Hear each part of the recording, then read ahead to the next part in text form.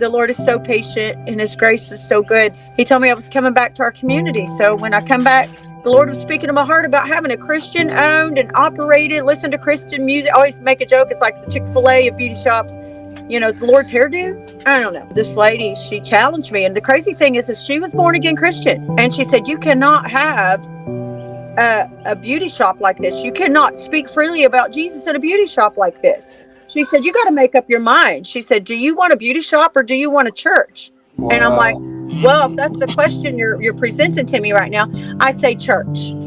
Because we're gathered in His name, He will be in the midst. If I can cut hair and have church at the same time, it's exactly what I'm going to do. I knew too also that Lord had spoke something very, very deep in my heart. And I've even been ridiculed. And it's okay, because I'm not mad about it. One time I was called a prude to my face. And I'm like, God, if loving you and trying to reach out and minister and create an atmosphere where people can love you and people can feel free to talk about you. And Jonathan, the crazy thing is in that place, in that beauty shop, where I want Jesus glorified.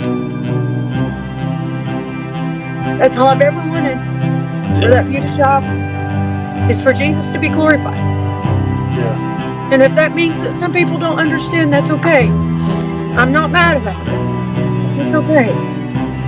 Yeah, it's a beauty shop, and I'm doing my best, to lift God up in that place. But, we saw someone healed of cervical cancer there.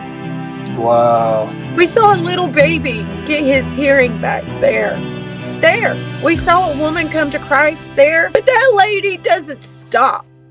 Wow. God has lit her on fire. And my coworker, Jessica, she found Jesus there. Jessica told me one day, she said, do you know what? I was dealing with anxiety. She said, but I walk through these doors, anxiety goes. She said, I don't deal with anxiety anymore. Getting ready to pull in the driveway at his house, and he was up there, and the Spirit of the Lord just come over me. And I just went ahead and put it in reverse, and I backed out there and went up the road. And I gave my heart to the Lord going up the road. Wow. But immediately the devil tried to steal that from me, and tried to make me think that I didn't do that. And he did kind of steal it from me for a few days there. But I was working on a dozer, and I'd slipped, and I don't know if I'd pinched my finger or whatever it was, and I'd said a bad word.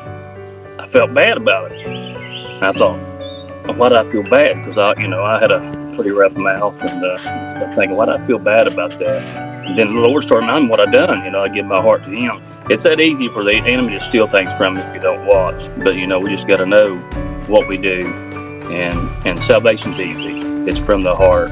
Thank God for His grace. And you could tell there's emotion behind that, because it's real to us, man. It's real. Period. That was preaching. Was given an altar call. This is not during his sermon. This is during the altar call. You were laid out on your face already. I didn't know I was done, so I just went down there and laid down.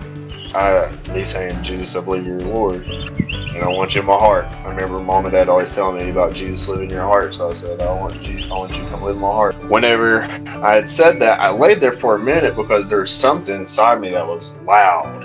I didn't know what that was. I felt like I know it was God now, but in that moment, He had said, you're going to pick up in the footsteps where your dad leaves off.